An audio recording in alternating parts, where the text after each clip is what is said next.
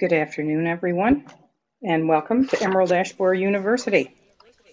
My name is Robin Usborne, and I'm from Michigan State University. And along with my colleagues, Anne Marie Nagel from Purdue University and Amy Stone from The Ohio State University, we hope that you'll find this webinar informative. Today, as part of our Municipal Management Series, we welcome Margo Ely and Joseph McElroy from the city of Naperville, Illinois.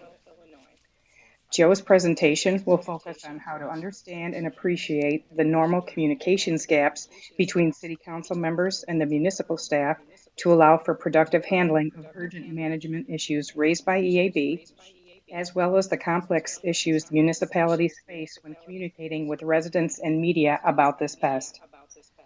Margo will share her knowledge of the municipal liability concerns related to EAB that must be addressed. A little history on our presenters today. Margo Ely has been with the City of Naperville legal director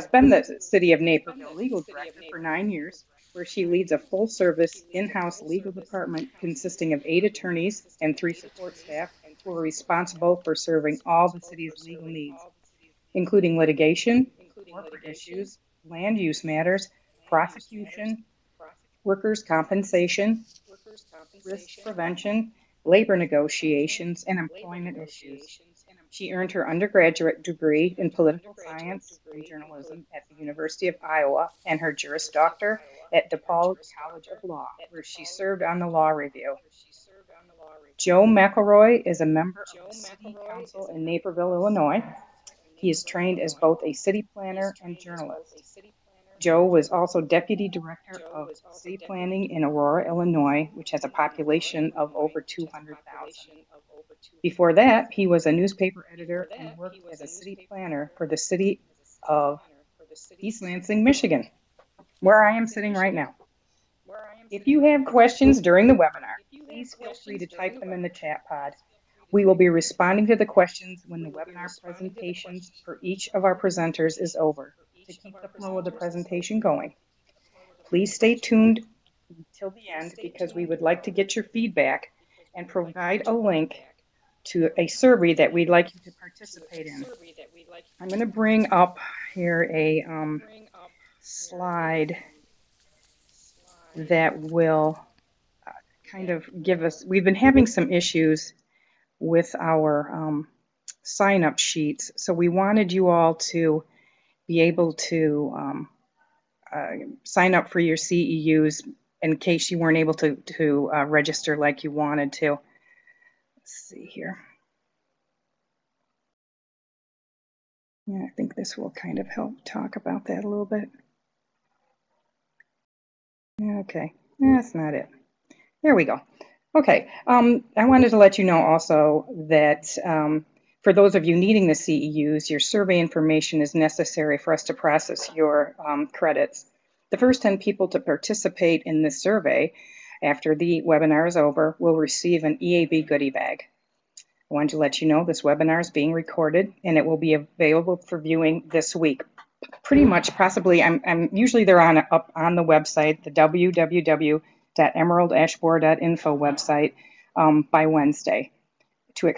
Go to that website to access this recording, as well as the recordings for all our previous EAB University webinars. And please give us your feedback about you because we always want to know how we can make these better. Thank you for attending today. And Margo, I will bring up your presentation and then we'll get started. Thank you.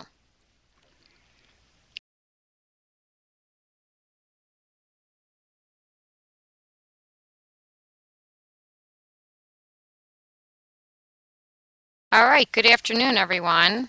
We're going to get our PowerPoint up here at the first slide and start talking to you about emerald ash borer problems, and it's certainly an issue that is not just an Illinois issue, but my presentation will really be focused mostly on Illinois law. I believe, though, that a lot of the information that I'll provide to you will be equally applicable in most states because almost all states provide municipalities with certain immunities that are available for municipalities to protect the taxpayers from exposure that is not within the doctrine of public policy. So here in Naperville, I'll just give you a little bit of a idea of our community. We are just about 30 miles west of the city of Chicago, and we have a very nice river going through our community and a very nice river walk, although our river is very high today. So we do have 16,000 ash trees that are on public property in our community. And last fiscal year, our city council authorized an expenditure of about $500,000 to help us fix this problem. We've had a very successful emerald ash borer remedy program, with less than 10% of our trees needing to be cut down and 90% of our trees successfully being treated to provide our public rights of way with the beautiful trees that we like to see here at the city of Naperville. So moving on to some of the legal issues that are relevant as you decide how to handle ash trees in your communities. The law in Illinois, what you have up on the screen there, is actually a provision that is in the Illinois Tort Immunity Act, and I suspect that this type of provision is also in many other state laws. And what this basically says is that municipalities can be held liable for problems on their property, but only if we know about it. This is basically about notice of problems on the property, and before we can be held liable for fixing problems, we have to know about it. Here in Naperville, we have thousands of miles of sidewalk, for example, and we have 16,000 emerald ash trees, let alone the other trees that are in our rights of way. So the idea that we could be held liable because of an injury that might occur for on our public property is really what we're going to talk about today. Most municipalities have to, and this is true across the country, have to exercise reasonable care or ordinary care to maintain our property in a reasonably safe condition, and that's for their intended and permitted users. So, for example, your streets don't have to be maintained for bicycles unless you allow bicycles to be ridden on your streets. What is an intended and permitted user? Obviously, vehicles are intended and permitted users for roadways, and so the intended and permitted user provision of this particular statute gives us a defense to lawsuits. In addition, whether we are on notice of a particular defect is a prerequisite to imposing liability on the city. And then, have we used reasonably, have we exercised reasonable care to fix the problem? Have we taken reasonable measures to remedy or protect against the condition? So if we were going to talk about this in the context of EAB in our trees, are we on notice that EAB is a problem? Oh yes, and I think all of us are. So then, assuming that all of us know that there are trees that are infected with this, what is our duty then to take care of it or to address the problem? And so the question of whether there's a duty under the law, and this is a doctrine that is applicable in the law, not just in statutes, but also across the country through common law, really, which is law that the courts will create rather than that the legislature will write. Sometimes judges find liability even though there isn't a state law that directs the liability should be found. And in those circumstances, what the courts look at is there a duty? Does the defendant owe a duty to the plaintiff? And up on the screen for you now is the elements that are referenced for the question of whether there's a duty. Is there a reasonable foreseeability of the injury? What is the reasonable likelihood of the injury occurring? What is the magnitude of the burden involved in guarding against the harm? And what are the consequences of placing that burden on the defendant? So, as you can imagine, this type of language keeps attorneys employed. There is a lot of gray area to these questions, and depending on the facts of every case, we can answer these questions differently. So what is the reasonable foreseeability of an injury because a ash tree has not been treated? Well, have you ever had an injury because an ash tree wasn't treated?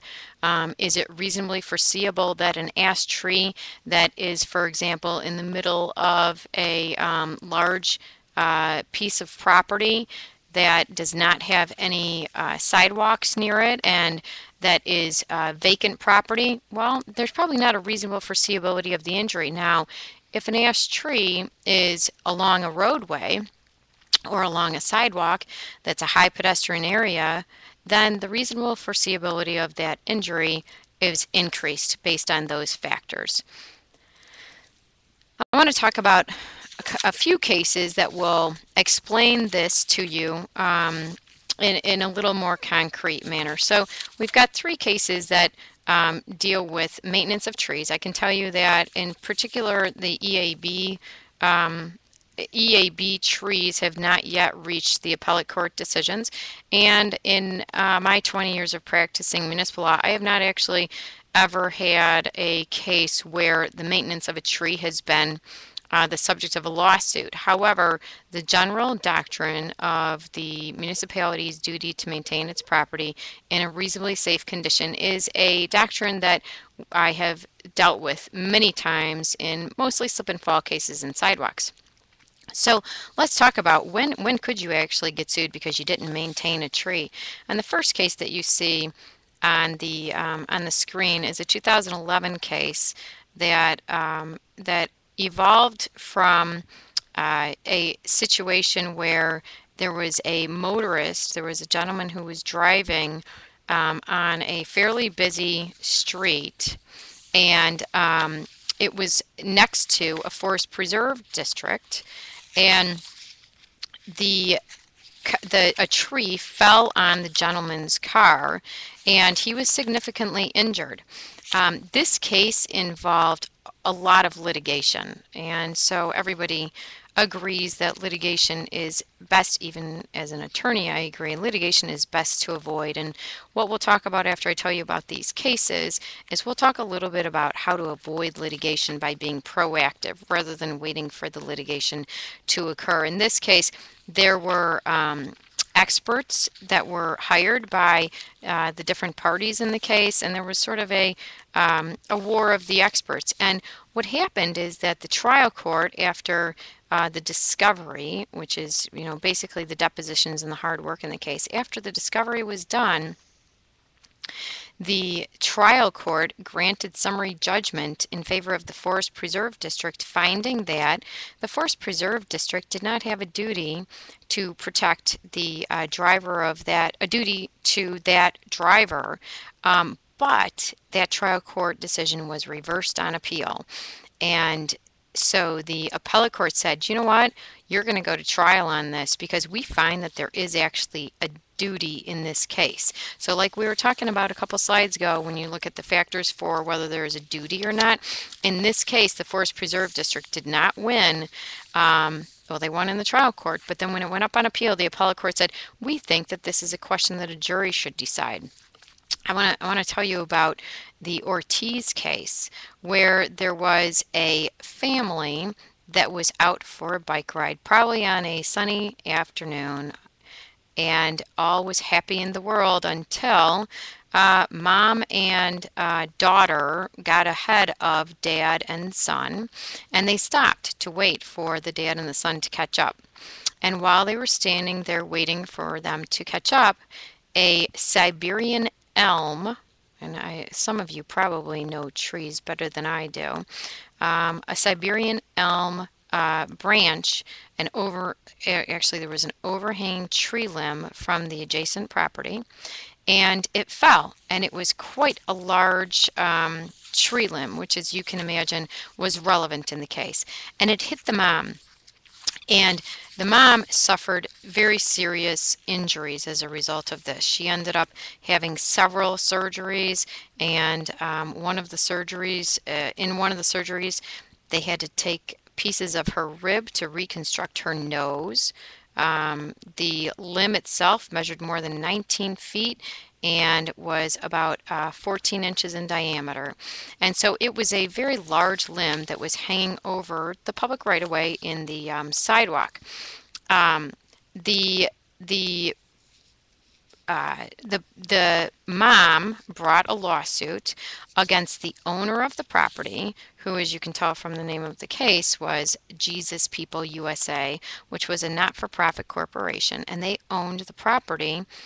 This entity owned the property, and they also sued the city of Chicago. And what the trial court found was uh, that the city should be granted summary judgment. And then after the jury trial, the trial court um, didn't let the jury decide, basically. It granted a directed verdict, but didn't let the jury decide the case because at the close of the evidence, the trial court said, you know what, I'm not going to hold the property owner responsible for people who aren't on the property owner's property. So the question in the case was, should the private property owner have a duty to people who are on the sidewalk, not on their own property, to maintain the tree in a condition and so the people who are on the sidewalk are safe? And then the question of whether the city owed the bicyclist a duty to prevent the injury from an overhanging limb that was on a tree that the city did not own. What the appellate court found is that the property owner should be held liable and that the city should not be held liable because the city didn't owe that bicyclist a duty to maintain private property. Again, the facts of this case really relied upon the question of where is there a duty? And again, they look through the reasonable foreseeability of injuries from occurring. Now, let's talk about the Eckberg case. And so this Eckberg case was from 2009. And again, this is actually a religious institution that owned the property and that was sued. This property consisted of about 360 acres, a very heavily wooded property, but it was bordered on one side by a street. And it was a very busy street. And Daniel Eckberg was driving on that street with his wife, and a tree fell on the car, and his wife was killed, and he was severely injured as well. So these cases, as you can see now, usually I would tell you that attorneys will represent any plaintiff who wants an attorney can find an attorney. I think though in these tree cases, what you see is that these are very severe injuries that will compel a attorney to go ahead and try to argue the case. One of the reasons is because there is always a defense available that it's just nature, and that it wasn't negligence that caused the injury. It was just, for example, it was windy and that tree would have fallen down regardless of the property owner's maintenance of that tree or not. And that's what these cases will sometimes fall on. This court in the Eckberg case really looked at there was a past practice of the courts to make a distinction between whether the particular property was urban or rural. And they held rural property owners to a more lenient standard than the urban property owners. And in this case, the court basically got rid of that analysis and said, the question is not whether it's rural or it's urban, but if you have a property that has trees that are lining a public right-of-way, there's a reasonable foreseeability that those trees, if they fall, will hurt somebody. And in particular, the trees that are lining that are close to the roadway should be maintained at a higher level with a higher standard than trees that are in the middle of the 360 acres. And so those are three cases that are a good example of where, if you are aware that you have trees that, for example, in the Ortiz case, where it was a Siberian elm that is known to be brittle and that is actually not a good tree to have in an urban environment, you're going to be held to a higher standard than if a tree is in a different location and maybe is an oak tree and is less likely to have brittle limbs. So how do we avoid liability for these types of situations? Now, in Illinois, we have a provision in our Tort Immunity Act that provides that if we have an inspection system and that inspection system does not disclose a defect, that we cannot be held liable for that. And so if you have an inspection system where your trees are being inspected and a particular defect in a particular tree is not discovered through that inspection system, you may have an additional defense. And that defense is really, it evolves from the question of whether you have notice or you don't have notice. And so then the question is, when you do have notice, have you actually remedied the condition? And have you taken appropriate measures to be able to remedy that? So let's just bring it to the EAB context here. We, of course, became aware of this problem a couple of years ago. And what we did here at the City of Naperville is we didn't ignore the problem. We directly addressed it, and we adopted a program to remedy the trees, and we've been treating them, and we have seen success with that. So if there was an ash tree at this point that caused an injury, I believe that the City of Naperville would have a very solid defense in that case, because our inspection program has been very thorough.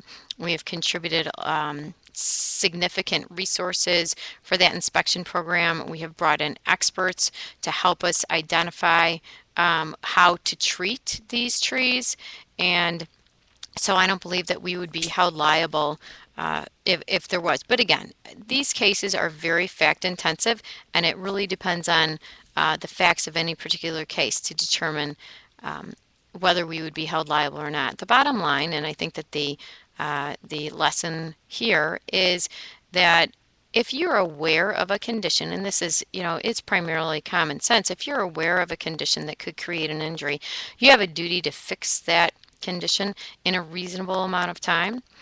And so that's all. I'll open it up for questions. You can answer that question, or that you Kevin know how is to asking, direct that question. how were your ash trees treated? Now, Robin, is it okay if I go ahead?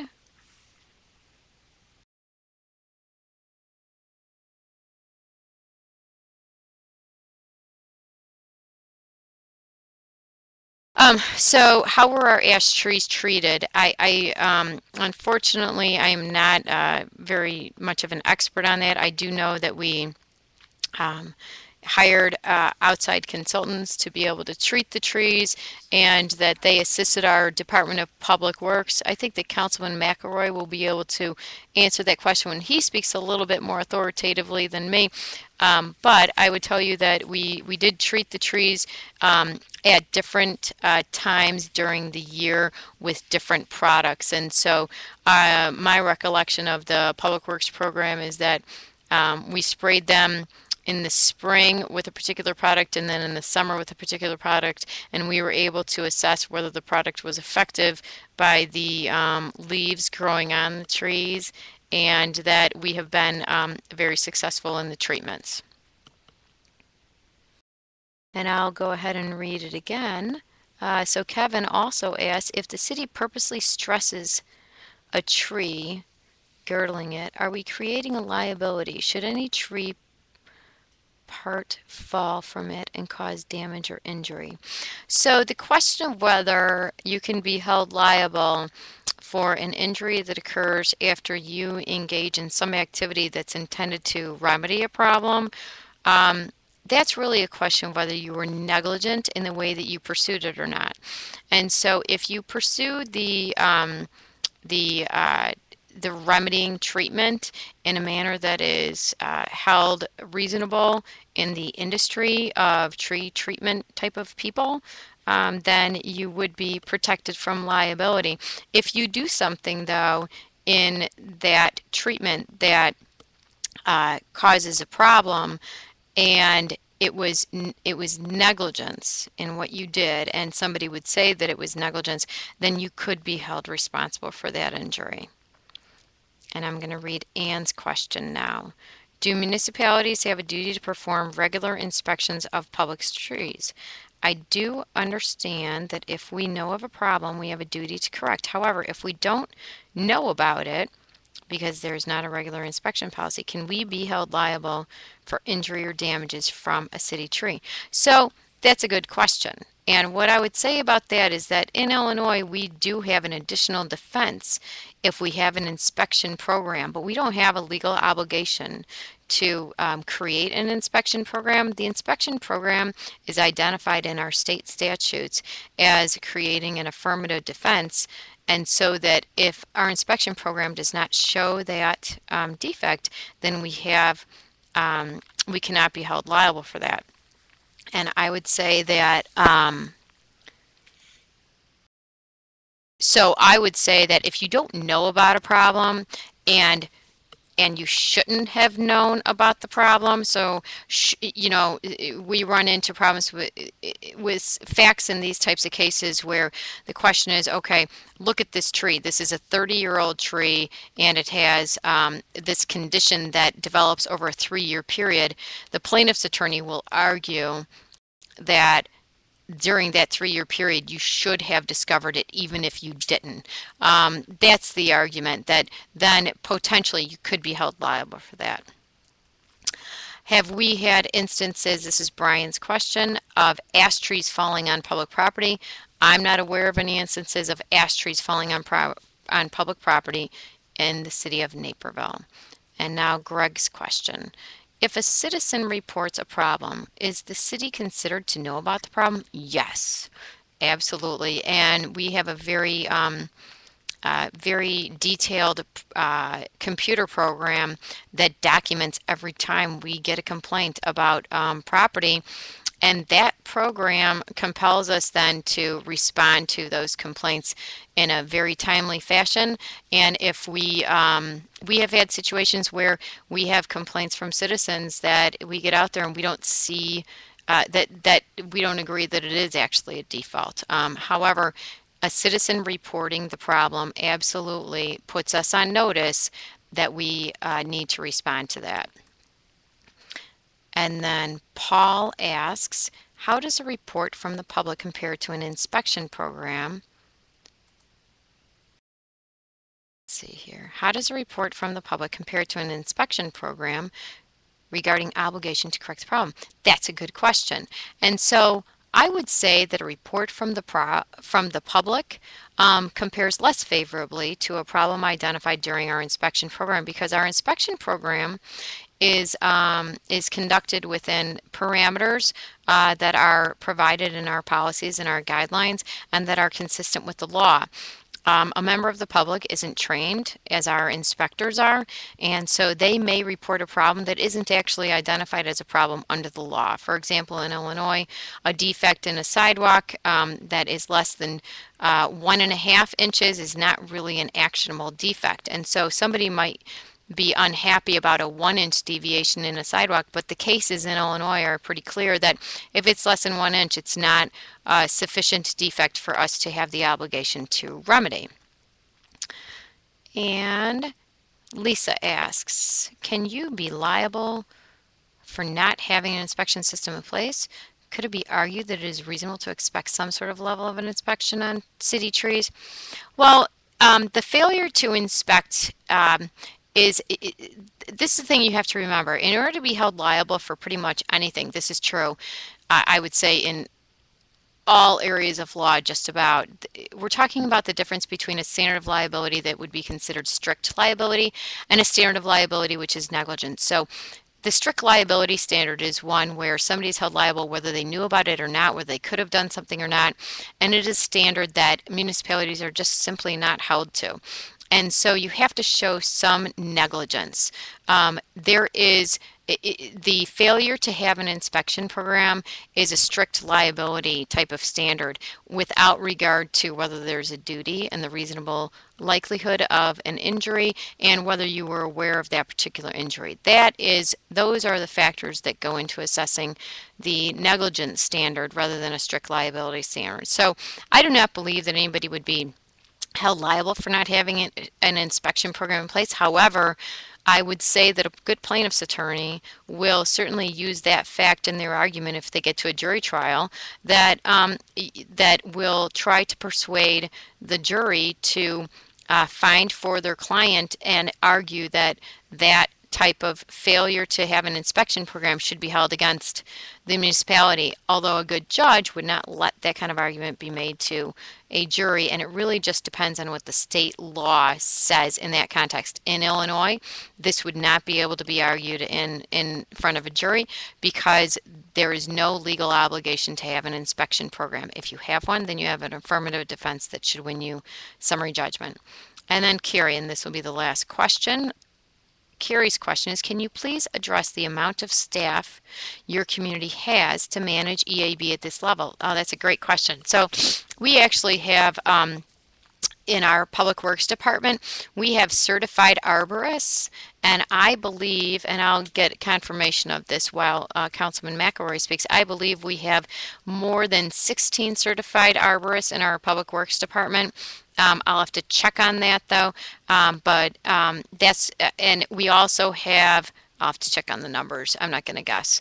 But our Public Works Department has certified arborists, and then we also have our Public Works employees who assist in managing trees. And I will bring up his presentation. So at this point, Robin, I'm going to hand this my mic.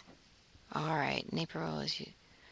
All right, I'm going to hand this mic to Councilman McElroy, okay? All right, we have Joe McElroy coming on next talk about communications and how to help the citizens and your bosses learn the truth about about EAB. So Joe, all you need to do, you've got your mic on, and I'm going to let you go ahead.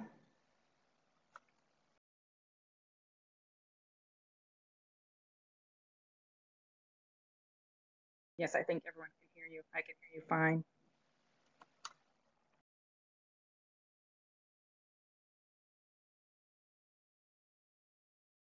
Okay, now we can. Thank you very much. Can folks hear me? But we can. If you can turn back your mic on, it sounds like you turned it off. So if you want to turn it back on, that'd be great. Oh, there you go. You're on again.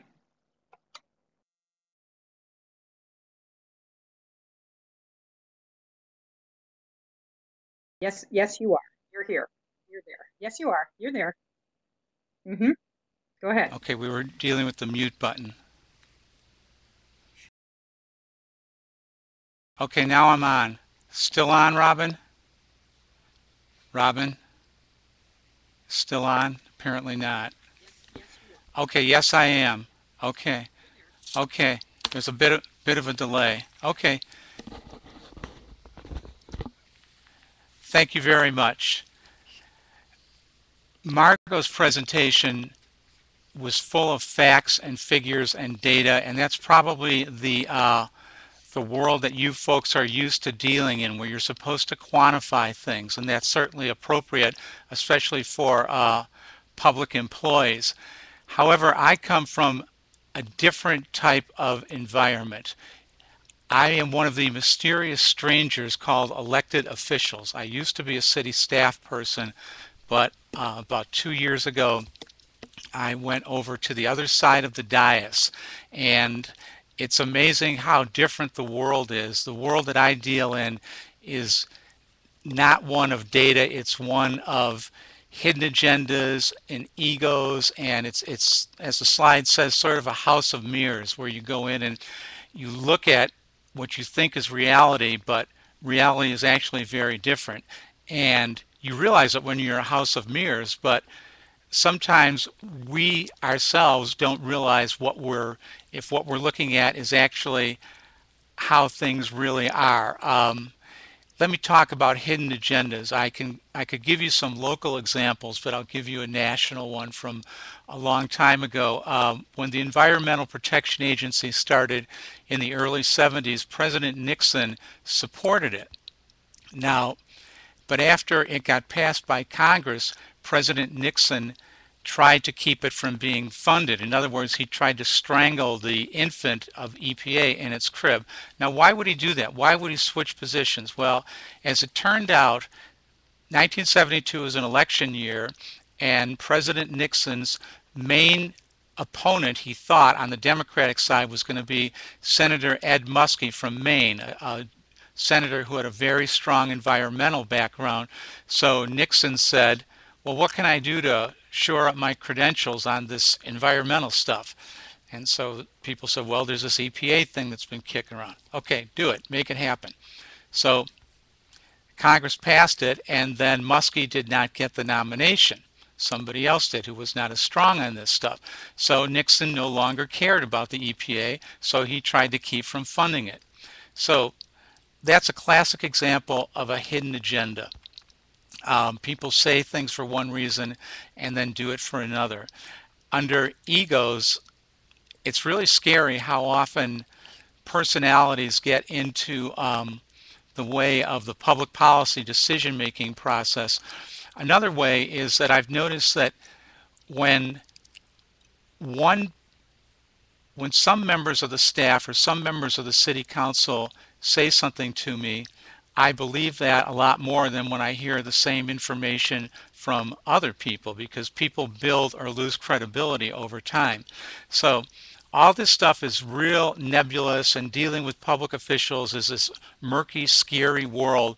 But the thing that's really scary about it is that we're the ones who make the budget decisions and have the power over your programs and job descriptions and everything else. So to actually get anything done, to effectuate change, to implement policy, you have to convince elected officials that you're doing the right thing. And the other question that you deal with, especially with EAB, is there's a ton of misinformation out there, a lot of which the popular media gets to the elected officials. And here's just a couple examples. There's lots of suburbs around Chicago that are just convinced, based on data that's several years old, that treatment doesn't work, and the only thing you can do is knock these things, chop them down. Orland Park, that's an example of it. It's a quite well-run southwest suburb, but they are not going to do any treatment at all. Same thing is happening in Mundelein, where they've chosen to remove all the ash trees. Arlington Heights, it says, you can see this clip, I'm not sure how well you can read it. Emerald Ash Borer takes toll on the budget, but basically they are going to spend about $11.5 million to remove all their ash trees, and that's such a big hit for them that they are bonding it out. In other words, just like you would issue bonds for a new sewer system or something like that. So to those of us who believe that treatment can be effective if done properly, things like this are really disturbing. And once you get the facts, like I said, part of the problem is that sometimes the decision makers, the city council members, the trustees, whatever, will go by more what they hear from the popular media or what they hear on the street, as opposed to what they hear from their highly trained staff. You can go in any chat room after Attorney Ely says something at a meeting, and you'll see lots of Monday morning lawyers second-guessing her opinion, despite her long career in doing this kind of work. Now, here's a very dramatic example of two cities doing something completely, taking the same problem and looking at it completely different ways. There's a subdivision called White Eagle Club that straddles Aurora and Naperville. Half of it's in Aurora, half of it's in Naperville. Naperville has decided, largely through the efforts of the city's homeowners confederation, which has pushed very hard on this, pushed and gave political support. Naperville has decided to treat our 16,000 publicly owned ash trees, whereas Aurora, which is the other side of White Eagle Club, has decided, based on information that happened 4 or 5 years ago when treatments weren't when the science wasn't there yet, they've decided they're going to chop them all down. Now, it used to be that the only way you could tell whether you were in Aurora or Naperville within White Eagle Club was by looking at the fire hydrants, because Naperville has orange fire hydrants and Aurora has red fire hydrants. There's now another way. If you see an ash tree like in this slide that's very healthy, you can tell you are in Naperville.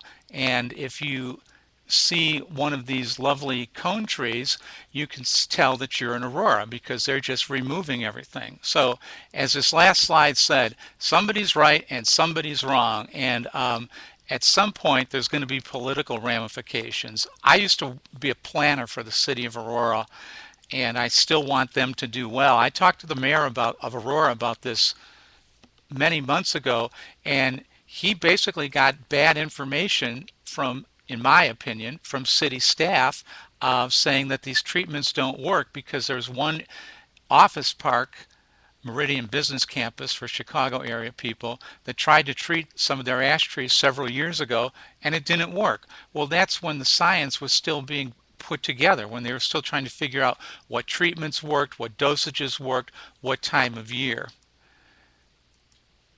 So we've identified the problem. Now let's talk about some solutions to this whole issue of public perceptions and dealing with councilmen. Cliff Sadoff from Purdue talks about the three-legged stool of technical, political, and public information that needs to be done, and I think that's a good way of looking at it. And what you notice is, in terms of the technical information, I think probably by virtue of the fact that you're listening to this webinar, you're probably in good shape on the technical end of it. And so what I'm going to talk about is how to deal with the political end of it, and also the public, convincing the public and the elected officials. And this can get kind of circular, because it's not just a matter of you convince the politicians and the politicians convince the public. What often happens is the politicians will get dug into a position publicly and they're afraid to change. So if you're in a situation like that, the other thing that can happen is, if the information gets out to the public, then the public can go back and pressure the politicians and say, as I hope happens in Aurora, why the heck are you not treating the ash trees over there? So the point is that, and probably some of my colleagues on the city council would not appreciate me saying this, but the decisions are not always made by the elected officials based on, what's just the best thing. It's often based on what kind of feedback they're getting from their constituents. So, dealing with elected officials, you can see this next bullet point says KISS a councilman. That's not romantic. It means KISS stands for keep it simple, stupid.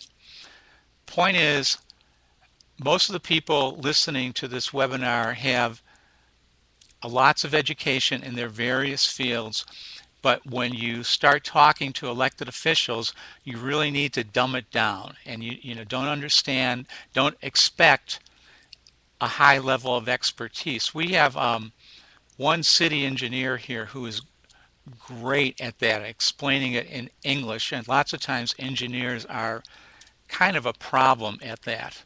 I noticed that somebody, well, we'll get to the questions later.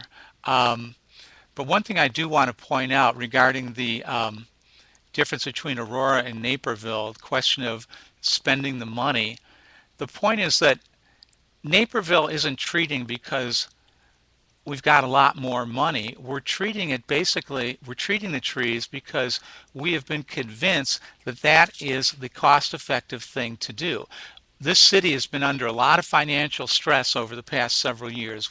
Our workforce is down by about 15%, so it's not like we're rolling in dough, but with help from the Homeowners Confederation and some experts and our city staff, we were convinced that in the long run, it will save the city to treat these trees as opposed to chopping them down. And worst case scenario is at least delays the process and lets you pull your deal with your budgeting a little bit better. Okay, getting back to dealing with councilmen, since I'm trained as a city planner, I'm supposed to be thinking in terms of like long-range stuff, 5-year, 10-year, 20-year plans.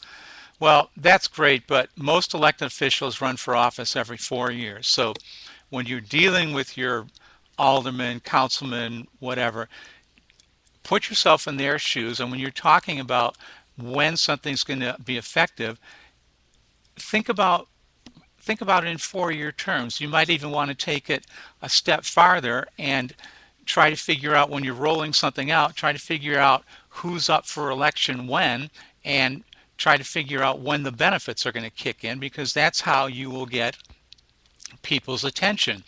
There's a big new project that this city's council just approved last week, and since it was easy for me to vote for it, I'm not up for re-election next month, and I give credit to the people who did, because there's lots of people who are against it. But what I'm really hoping now is that this thing gets built and in the ground so people can see it and see what it looks like before I have to run for re-election. So that's just the way our minds work. Early buy-in is something you should talk about. When I worked in Aurora, I was a downtown planner, and we had a councilman there who every idea we came up with, she was against. It was just like automatic. Then finally we were trying to do a downtown redevelopment corporation, and we just knew that we had to deal with this. So what we did was, instead of just waiting and plopping in front of the city council at first, we brought this alderman in early and brought her to some of the early meetings with the bank presidents. This is a public-private partnership where we were setting this stuff up. So she knew from the get-go what was going on, and so she ended up being our biggest supporter. So that's another way of finding allies, both in the public and in the private sector.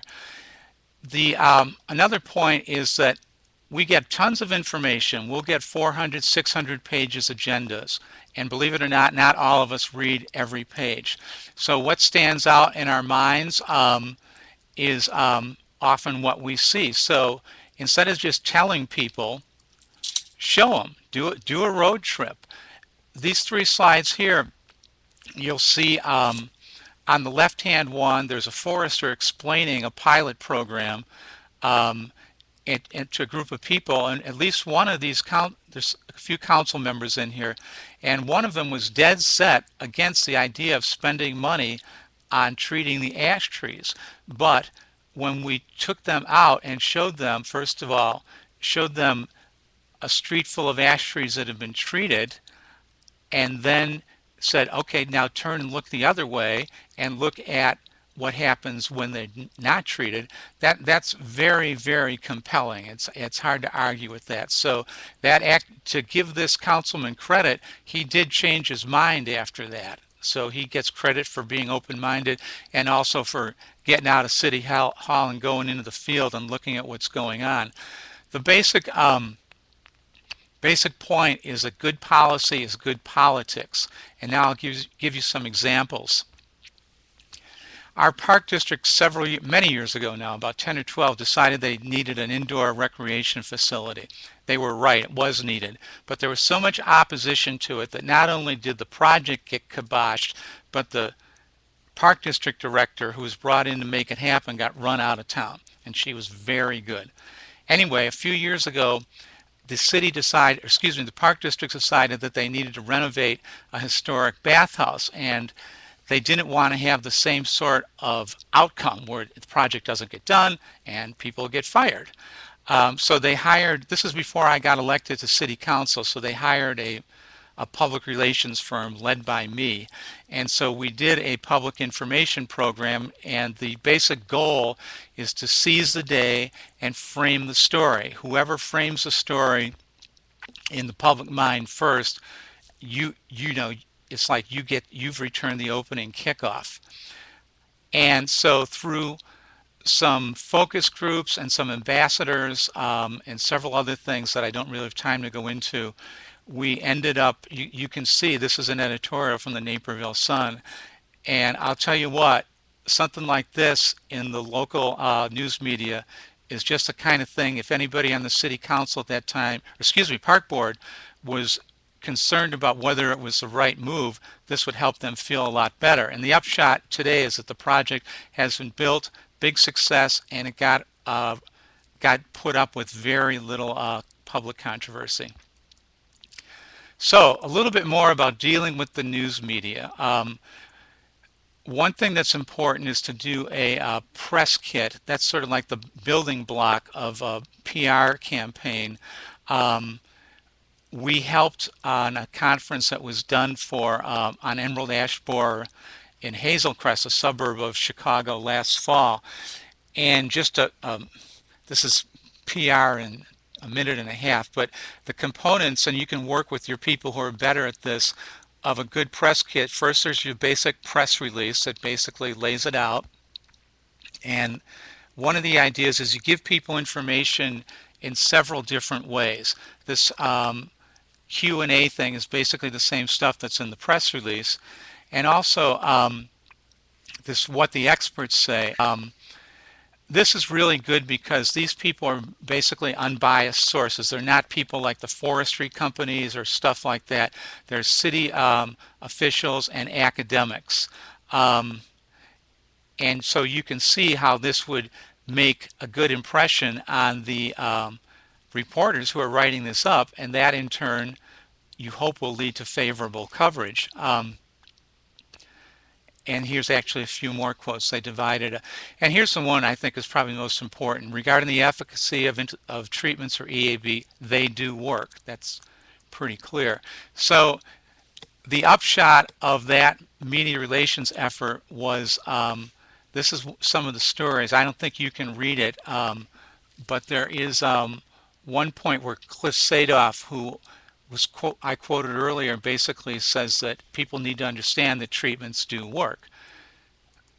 Here's another example of some positive public relations that appeared in the Naperville Sun. I didn't know anything about this until it turned up. This is more recent, but I think over the past couple years we've been able to make the story that, as this headline implies, turning the tide against EAB through treatment as opposed to just using chainsaws. And so we have really basically not had a lot of opposition, even though we are spending, we spent about $500,000 the first year. But like I said earlier, another key point is that we believe that we are saving money over the long run. So, last thing I'd like to talk about quickly is the power of videos. It used to be 10 years ago, if you wanted to do a video, you had to get a pretty expensive crew, and it took a lot of work. And because of YouTube, it seems like slick is no longer in. What's in is simple and realistic. So anybody with a decent camera and a microphone can go out and do these types of things. And what you're looking at here is, this was a short 1-minute video that we did. The owner of this house was concerned about losing the ash tree, and so she had it treated. And you can see that it's actually doing quite well. And then the video also showed that her neighbor's trees had all died because they were not treated. So again, these are some of the techniques that you can use to help people understand what your goals are. And so the basic point is that in the world of the elected officials, perception is reality, and it's not just enough to have the facts on your side. You also have to get the public to accept those facts. So that is that's the end of my presentation, and now I will try to go to some questions.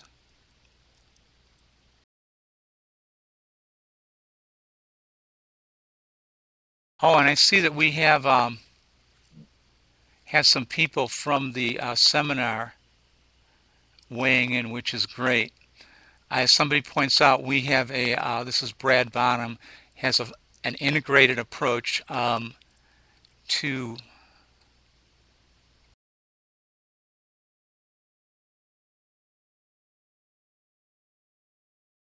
Okay, I'm trying to get to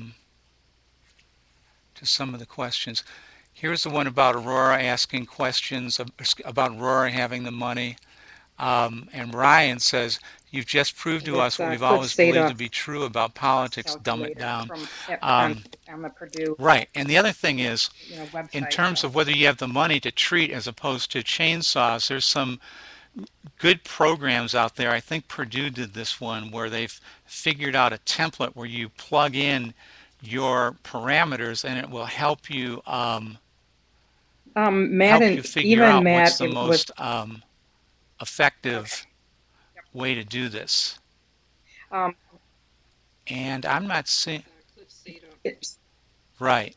there's That's right. the That's question: Is Aurora replacing the lost ash Now trees? I don't know if you I would am know seeing that. How Matthew that's says, working. bravo, it is cost effective, but I am not seeing And even any Matt also wanted questions after that. Are there any other questions or also wanted to know comments? how was the condition distribution of the Naperville ash population prior Oh, to treatment? I Are see trees that of all you, sizes and I conditions see being that they were treated? typing, And why not but I replace think small Matt is and or done poor typing. quality ash? Eva is typing.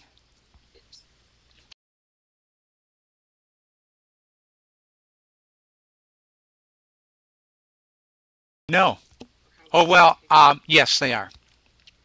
Yes, as well as they can.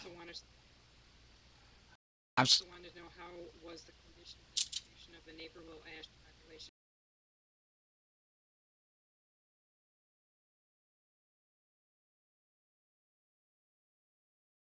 well, I'm glad she asked that question because we're still removing, we'll probably remove a couple thousand ash trees, and anything that, it's sort of like a triage thing.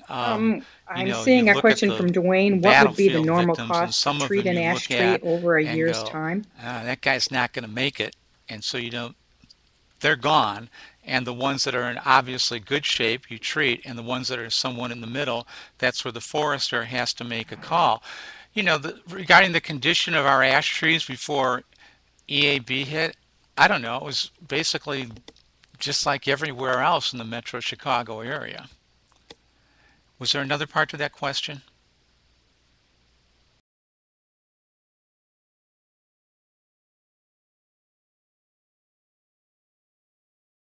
That's a real complicated question, and it depends on, it's one answer for public sector because we're able to buy at a good price. It's another for private. Um, and maybe Brad can weigh in on this a little bit, but what I can tell you for sure from everything we've seen is that the cost is going to be less than the cost of chopping them down. When you start chopping trees down, some of them Okay. can be done fairly simply, but sometimes you're What were the dealing with basic power financial lines, facts that led sometimes you're to dealing treatment with being less costly than the all kinds removals? of And I other think you kind of issues. answered There's that one. what do you do when the ash trees in, say, your cemetery die? I don't know if anybody here deals with that, but it's really very, very hard to get the trucks in, to get the foresters in to remove anything. Okay, what else do we got? Robin, I think it's better if you just read the questions out loud.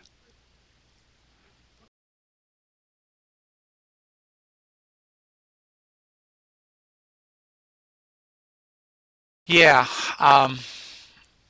again, just that, especially at the bulk level, it's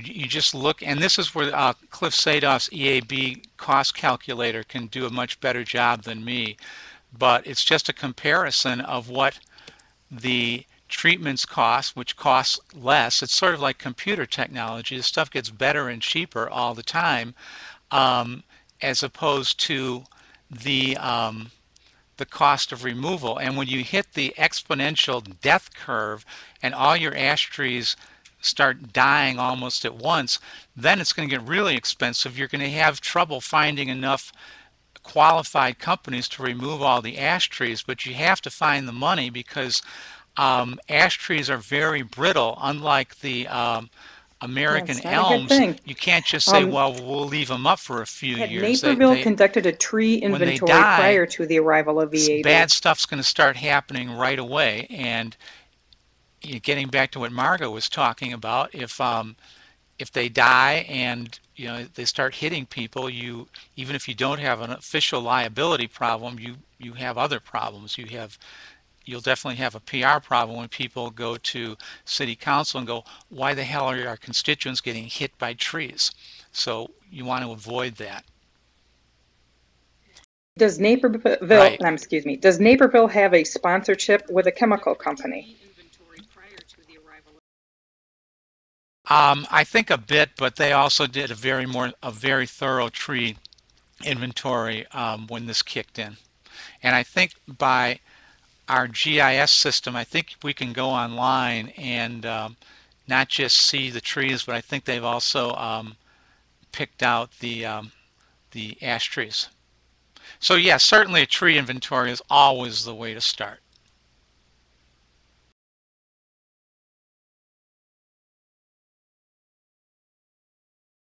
Okay, Joshua asks, to date we have no reported Tree sightings of EAB that, here in Montgomery Valent, County.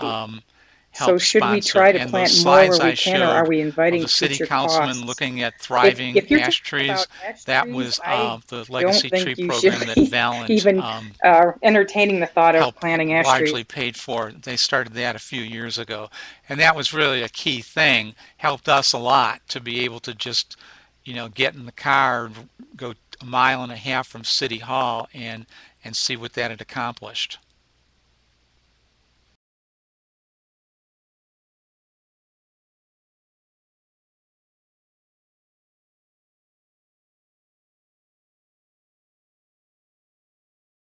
I don't think. Craig asks, and I'm going to combine his questions. What is the success rate of your treated trees? That's right. Any nurseries that have ash trees left, I'm sure you can get a heck of a deal, but there's a reason for that. You shouldn't be planting them, and some people say if there's been a reported outbreak within 15 miles, you should start treating. Some people look at it on a county by county basis, saying if the county next to you has it, then you should start treating. That's to the best of my knowledge. What else? Craig asks,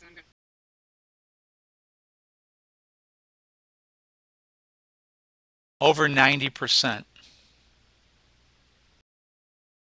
And I'd like to add that is despite wacky weather. I got sunburned on St. Patrick's Day last year. That's very unusual.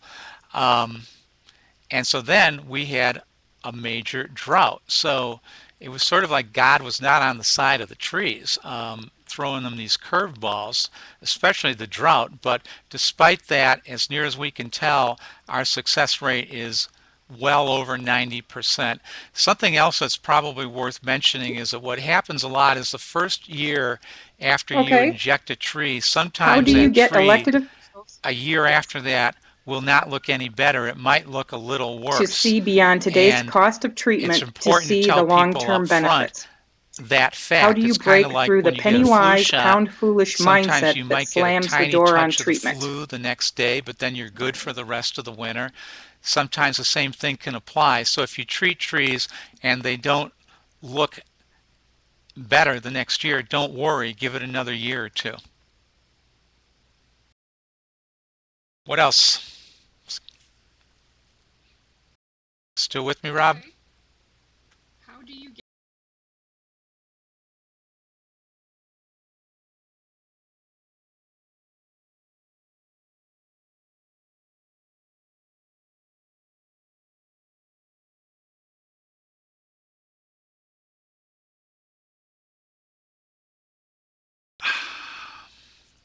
By going to the cost calculator and showing that even on a fairly short-term basis, it's going to cost more to chop down everything and remove it than to treat. And I think also another way that I would look at that if I was running into that is if there's local environmental Well, talk to, anybody who's involved in Arbor Day or shows an interest in trees.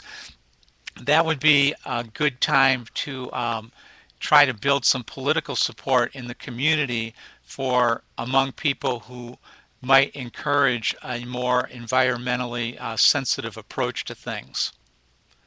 And that's the best way to get through to the elected officials. Now, you have to be careful about that stuff.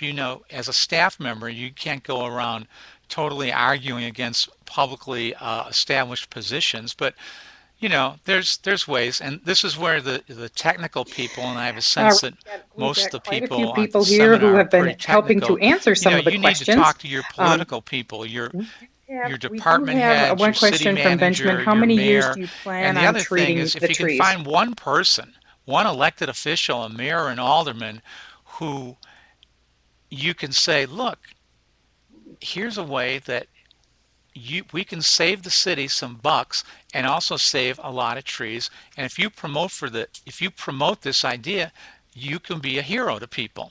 So that's what gets their attention. Okay. Answer some of the questions. Oh, good.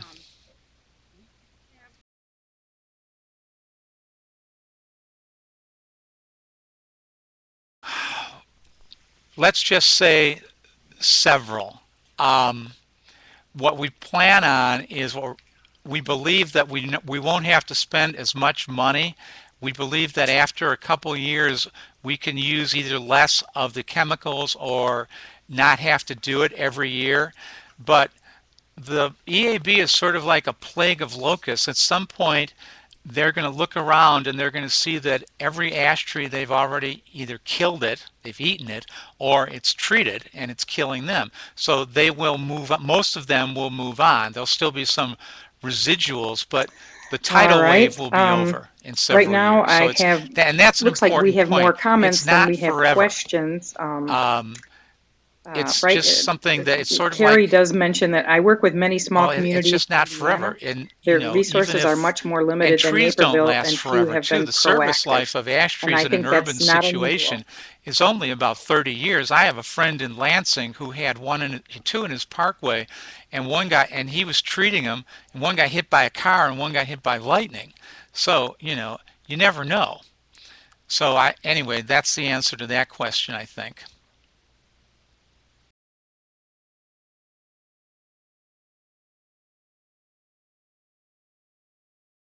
Good. With many small communities in Indiana.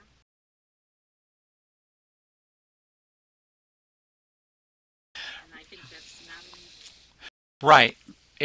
That's right. But another way of looking at that is resources, meaning dollars. If you can prove to them that it's going to cost more to remove and replace than treat, then the financially smart people move are just talking about their frustrations treat. with the And that municipalities they are working with or a trying city to get help for. 3 million and people like sounds Chicago, like this has been a good topic to bring up. 3,000 people like Boyne City, Yeah, Michigan, where I people used to think live. There's still the same dynamics are at work. And you can't assume that there's a higher level of expertise just because this is a larger city. There's lots of large cities that, as I showed in the slides, they're well-governed cities, but they're getting this all wrong.